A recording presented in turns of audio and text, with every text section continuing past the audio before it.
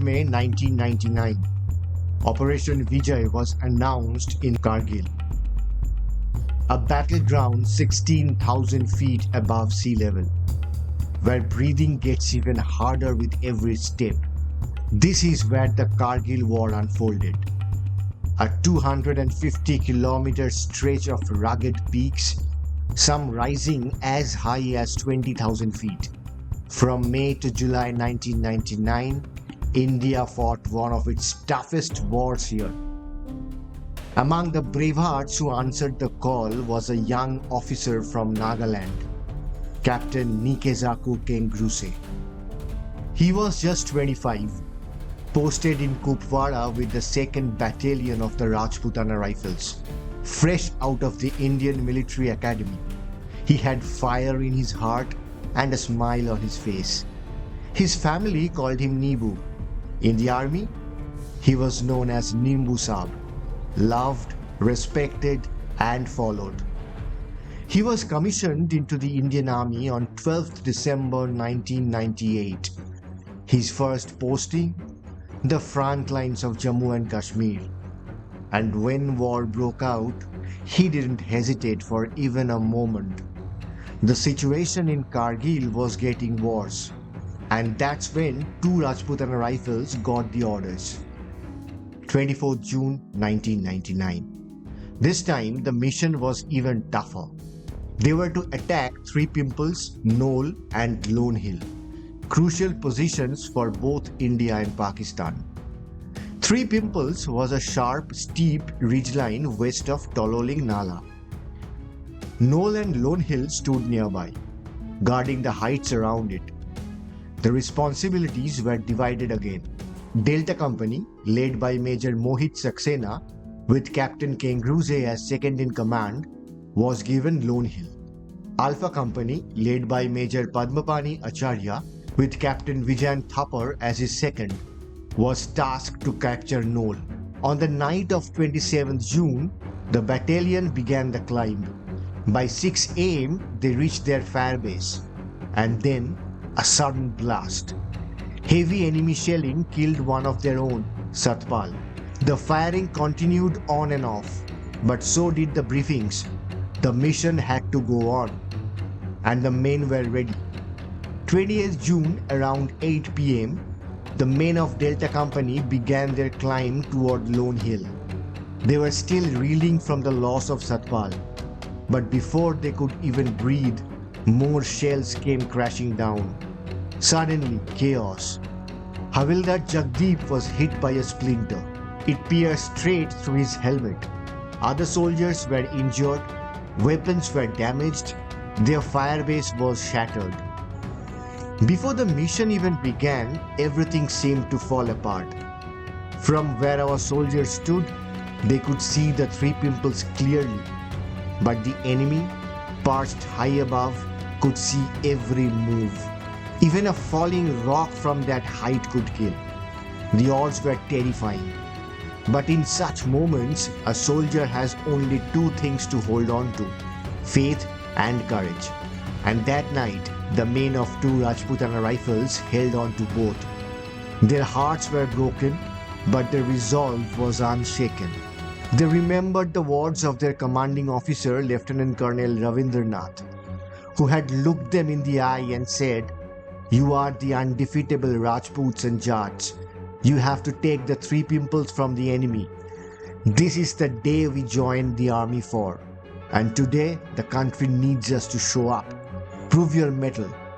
That was it. Those words lit a fire in every soldier's soul. The pain turned into power. The grief turned into greed. They were ready. Ready to climb, ready to fight, ready to show the world who they were. On the way to Lone Hill, Delta Company came across 3 peaks, known as false crests. These were tricky. They looked like the summit, but they weren't. They climbed False Crest 1 first. Captain Kenguruse led his platoon up. It was empty. Next, they moved to False Crest 2. This time, Major Mohit Saxena took his company up. Again, no enemy in sight. They decided to make Falls Crest 2 their firebase. From there, the last leg of the climb began. Lone Hill, the real objective, stood tall in front of them. At 2:30 am on 29th June, Captain Kenguruse with Platoon 10 began the final approach. Major Saxena stayed back at the firebase, keeping enemy fire distracted and engaged. At the same time, on the same ridgeline, Alpha Company was attacking Knoll, which lay in front of Lone Hill. Knoll was under fire. Lone Hill was under infiltration. 2 hills, 2 companies, 1 mission, victory. Further ahead, Firebase 1 and 2 were providing cover fire. Lone Hill, still 1000 meters uphill, was now within reach, and Captain Kenguruse was leading the charge. The plan was simple and dangerous. Alpha Company would attack Knoll from the front, and while the enemy was distracted, Delta Company would come in from behind and hit them where they least expected it. Surprise was the key, and Lone Hill would fall. But war rarely goes to plan. As Delta Company stepped into the Nala, a shell exploded near the artillery operator, the man responsible for guiding artillery fire. He was badly injured. 2 men had to stay back to take care of him. Then came another blow. Captain Basu, the regimental medical officer, was also hit. He had to be left behind too. Delta Company was now down by a few more men. Before the climb had even begun, they had already lost brothers at the firebase, and now they were bleeding hope. But they didn't stop. With hearts heavy and resolve unshaken, they moved forward, their eyes fixed on Lone Hill.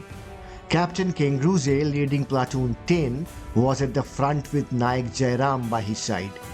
Thanks to Alpha Company's attack from the west, the enemy was occupied, and that gave Delta Company a chance to move in from the east. But even with the enemy distracted, the path was deadly. They had to navigate minefields, each step a gamble between life and death. Somehow they made it through. No more casualties, not yet. But just when they thought the worst was behind them, they reached the base of Lone Hill and saw the real challenge.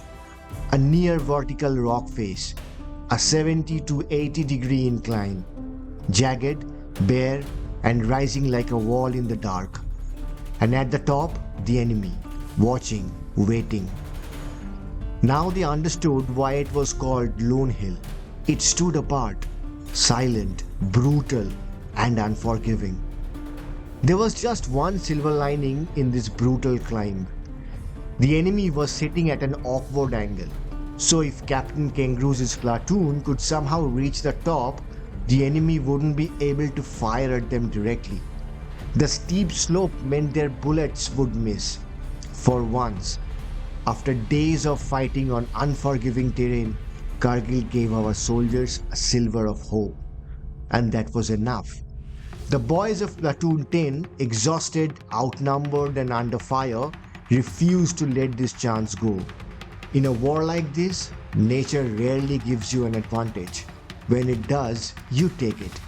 As Captain Kenguruse and his men began the final climb towards Lone Hill, on the other side of the same ridgeline, Alpha Company was still locked in combat at Knoll. And just then, bad news came in. Captain Thapar and Major Acharya had been martyred while capturing Knoll. Another blow, more brothers lost. While on the other side, Tilak Singh cradled Captain Thapar's head, and Alpha Company mourned its fallen heroes at Knoll, Delta Company had no idea what had just happened. They were halfway up Lone Hill and facing their own storm. The climb was brutal. The rocks were slippery, the surface unsteady. There was no grip, no way forward, but there was also no going back. Captain Kenguruse made a bold call. He told his men, "Take off your shoes, hang them on your shoulders, and help each other climb." And like a true leader, he went first, barefoot, in that freezing Kargil wind, on that bone-numbing rock. One by one, his men followed him. 12 to 13 soldiers of Platoon 10, and when they reached the top, they saw it. The enemy's position, clearly visible now. Captain Kenguruse raised a finger to his lips. Stay quiet. They had come too far to blow their cover now. But just as they closed in, they saw enemy figures in the dark. Gun flashes, shadows, movement. Jairam, carrying the LMG, was now just 10 to 15 meters behind Captain Kenguruse.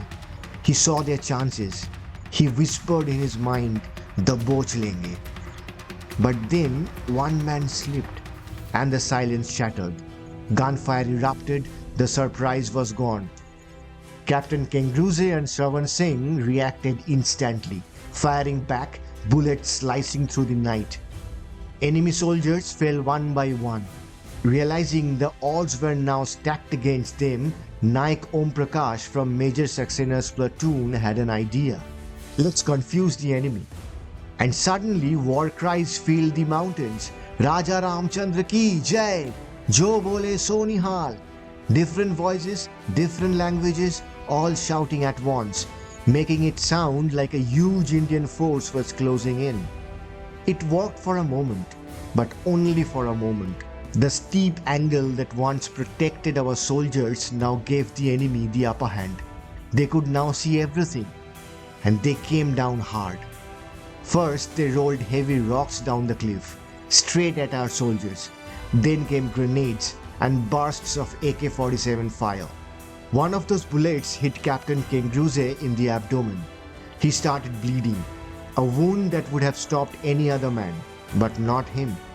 His men asked him to stop, to rest, but his response? "I am okay. I'll tighten my belt, the bleeding will stop." And he moved forward, still leading, still fighting, still protecting his men. Wounded, bleeding, barefoot. He dragged himself up that final stretch of rock, a rocket launcher on his shoulder. He reached the top, pulled himself over the ledge, and without a moment's pause fired directly into the enemy bunker. It exploded, but he didn't stop. He charged straight at the remaining enemy soldiers, one man alone. In the chaos that followed, he fought hand to hand, killing 4 enemy soldiers on his own, 2 with his rifle, 2 with his commando knife. And only then, only after clearing the machine gun post by himself, did he finally succumb to his wounds. But fate wasn't done yet. Just as victory was within reach, a bullet struck Captain Kenguruse again, this time in the right eye. He fell, 200 feet off the cliff. Gone, but not forgotten. Shravan Singh was also martyred. Havaldar Lal Singh's arm was blown apart. Naik Bhavani and Havaldar Jaipal were badly injured. Platoon 10 had lost its leader, but not his fire. That fire, it spread. The fear that Captain Kenguruse had ignited in one enemy bunker rippled across the reach. Pakistani soldiers panicked. The firefight raged on. Bullets, grenades, screams. And then the enemy broke. They started running, some screaming, "Hame mat maro." Even as they fled, Naik Jairam was hit. A bullet tore through his thigh. He later said, "It felt like a burning coin pressed into my skin." But through the pain, they stood tall. And they roared, "Nimbu Saab, ye aapki jeet hai, ye aapka hill hai." Because it was. Captain Kenguruse's courage broke the stalemate. His actions cleared the cliff, and the battalion surged forward to capture their objective. Meanwhile, on the knoll front, after Captain Thapar's death, an enraged soldier named Shiv Nayak railed his men and launched the final assault. By 9 a.m. on 29th June, Knoll and 3 Pimples were cleared. Victory. But for Captain Kenguruse, for Captain Thapa, for Major Acharya, and for the many who fought beside them, the battle had already ended. They had given their all and left behind a story of greed, brotherhood, and sacrifice. There's a photograph taken in Captain Thapar's tent by Captain Kenguruse himself. A group of men, their faces marked with boredom and calm, None of them knew that days later, that boredom would turn to battle, and that picture would become a memory of men who became martyrs in the Kargil War. For his unmatched bravery and unshakable resolve, Captain Neikezhakuo Kenguruse was posthumously awarded Maha Vir Chakra, India's second highest wartime gallantry award. He didn't just fight, he led, he inspired, and gave everything for this nation. Back home in Nagaland, thousands came out to honor their hero. Their streets fell silent, heads bowed, hearts full of pride. He was just 25, but he left behind a legend. Before heading into battle, he had written a letter to his father. In it, he said, "Even if I don't make it, do not grieve for me. I have already decided to give my best for the nation." And on that frozen Kargil night, he kept that promise to the very end.